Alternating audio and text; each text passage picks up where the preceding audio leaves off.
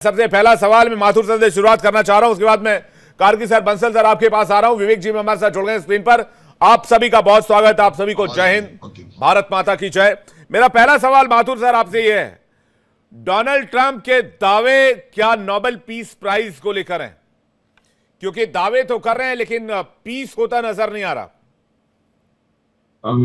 विवेक, जय हिंद, वंदे भारत। मैं आपको एक बात बताना चाहता हूं। जिस इंसान का नोबेल पीस प्राइज को प्रपोज करने वाला देश दुनिया का सबसे बड़ा आतंकवादी देश हो और उनके पीस प्राइज के प्रपोजल पे जिस जिस व्यक्ति ने उसको आगे बढ़ाया, वो मौलाना मुल्ला मसीह मनीर फनीर, जो भी उसका नाम है, वो जो कि दुनिया का सबसे बड़ा आतंकवादी है ओसामा बिन लादेन के बाद, उस आदमी को क्या उम्मीद रखनी चाहिए कि उसको नोबेल पीस प्राइज मिलेगा?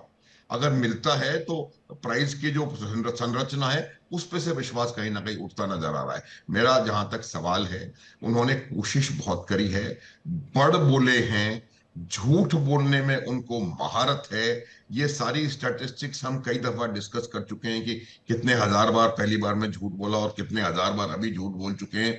तो जहां तक सवाल ट्रंप का है, वो ये चाहते हैं कि दुनिया ये समझे कि वो जो कहते हैं वो होता है, और वो जो है एक बहुत बड़े लीडर हैं और बहुत बड़ी उनकी हर हर बात हर जगह चलती है। ऐसा एक्चुअली है नहीं।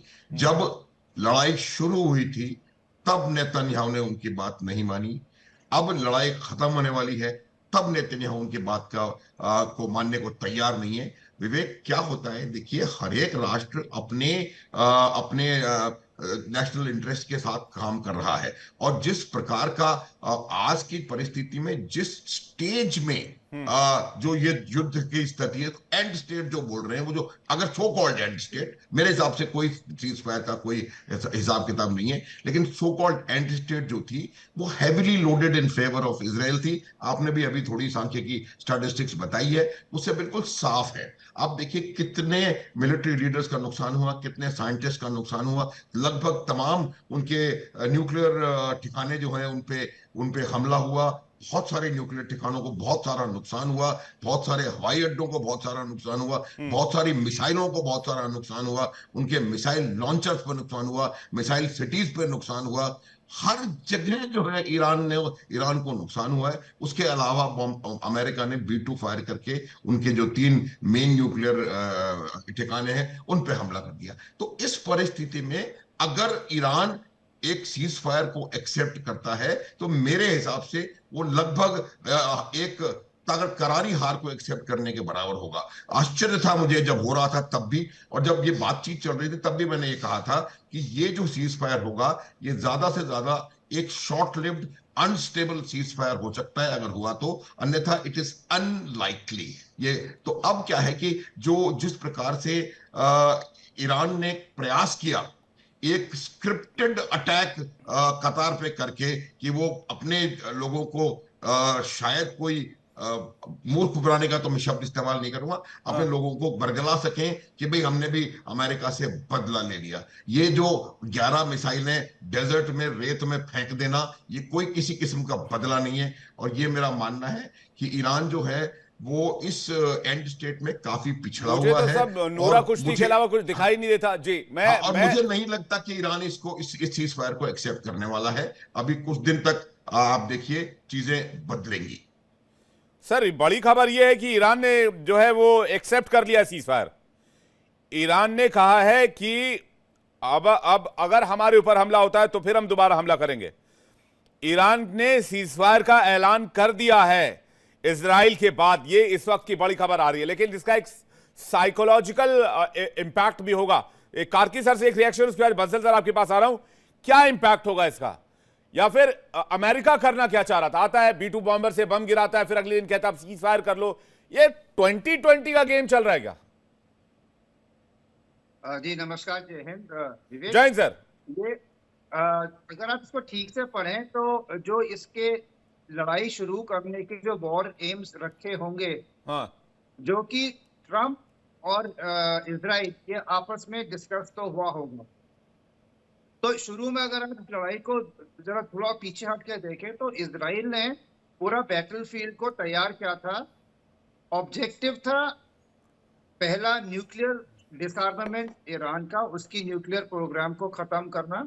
जी दूसरा, उसकी जो मिसाइल फोर्स है जिसका अभी काफी खामियाजा है, जितने लॉन्चर और जितने मिसाइल्स को आप डिस्ट्रॉय कर सको उनको आप डिस्ट्रॉय कर लीजिए। और तीसरा, उसका जो स्पॉन्सरशिप है हिजबुल्लाह, हमास और हुतीस, उनको ये दिखाना और ये एक डेमोन्स्ट्रेट करना कि आपका जो आका है उसको हम दो दो हाथ लेके जमीन में पटक देंगे।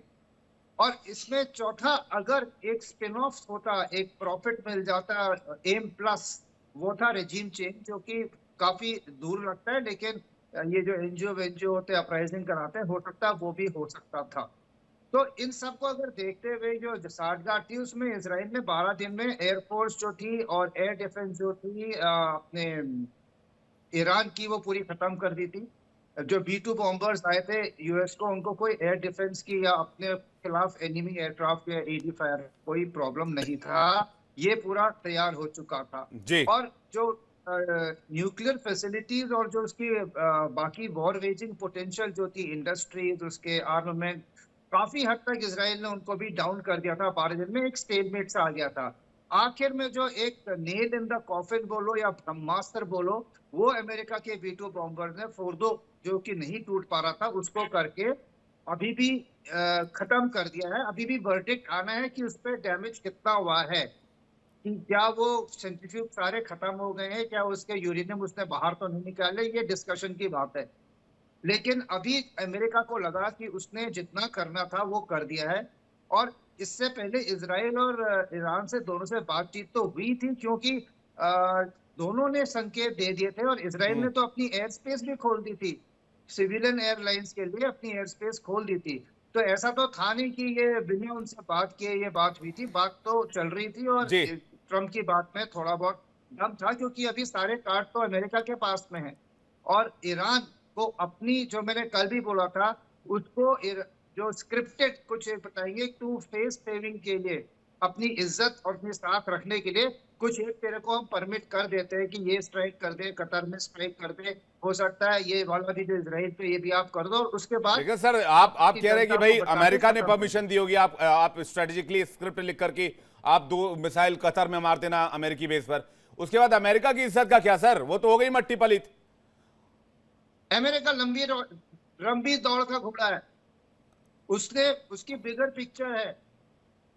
ईरान ने अमेरिका को फोन करके बताया कि मैं मिसाइल मार रहा हूं, आपने 6 मेरे फोर्दों पे 6 बम गिराए थे, 6 में मिसाइल मार रहा हूं। और उसको पता था कि फिलहाल अमेरिका के उस बेस पे सारी की सारी मिसाइलें अमेरिका ने न्यूट्रलाइज कर दी थी, तो उसको भी पता था। कोई नहीं हाइपरसोनिक तो फिर मिसाइल अचीव नहीं क्या मारी हुआ? थी। ये तो फिर बेसलेस पॉइंट हो गया। फिर अचीव क्या हुआ अमेरिका को? ईरान ने अमेरिका कहा को कि ये हमने अचीव अपना हुआ कि न्यूक्लियर प्रोग्राम वहां से पहले ही निकाल लिया था जहां अमेरिका ने बम मारा है। ये तो स्पेकुलेशन है। जहां तक डोनाल्ड ट्रंप का सवाल है, उसने तो उसका न्यूक्लियर प्रोग्राम नेस्तनाबूद कर दिया है। तो अभी इस लड़ाई को और आगे जाना था। जी ईरान की काउंसिल ने बोल दिया था कि स्ट्रेट ऑफ हॉर्मुज को हम बंद कर देंगे। उसके अलावा बाकी चीज भी थी, लेकिन हो सकता है रशिया में जब वो गया उसको वो सपोर्ट ना मिला हो उनके विदेश मंत्री को जो वो चाह रहे थे।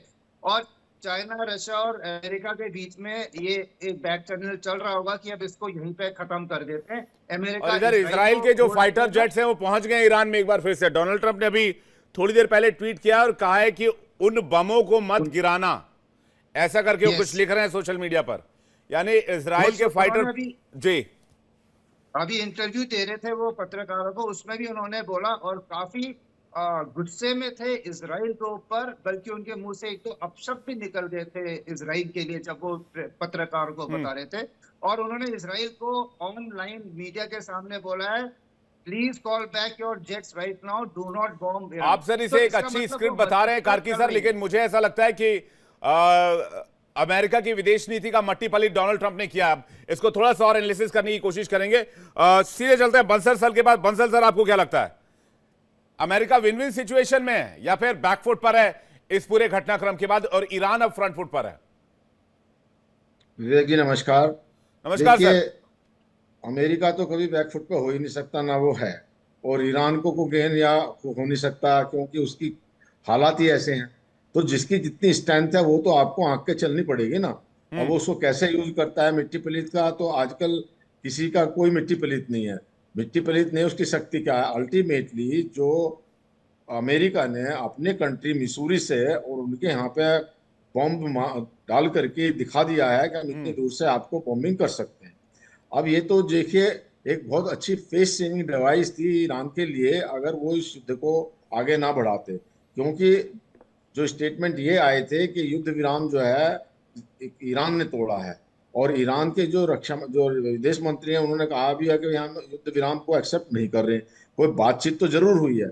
अगर बातचीत नहीं हुई है तो देखिए, अगर जब अमेरिका ने ईरान के फोर्दो और जो ये नतान जो रिफसान पे जो वो किया था हमला, उसके बाद में फिर जो है जो ईरान ने भी अपना हमला कर दिया कतर के ऊपर में जो बेस है, और कतर के बेस के ऊपर में उसको कोई डैमेज नहीं हुआ।